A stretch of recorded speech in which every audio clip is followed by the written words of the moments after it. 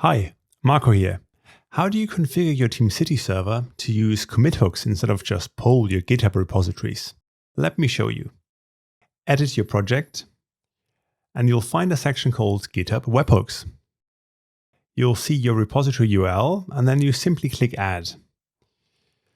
And you can see that the status was okay. Actually, the webhook was installed correctly. Why did that work without authentication? Because I already have a so-called connection set up in Teamcity, which you'd have to do if you didn't have a working OAuth GitHub integration up and running already. So just click Connections, Add Connections, choose GitHub.com, and then register an application inside github.com and paste its client ID and client secret in here to connect the two. And then you can also install the webhooks, for example, without having to authenticate again.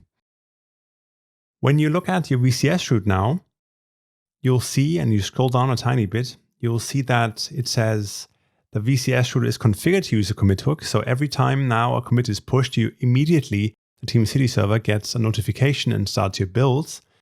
But it also uses polling in case the commit hook stops working again.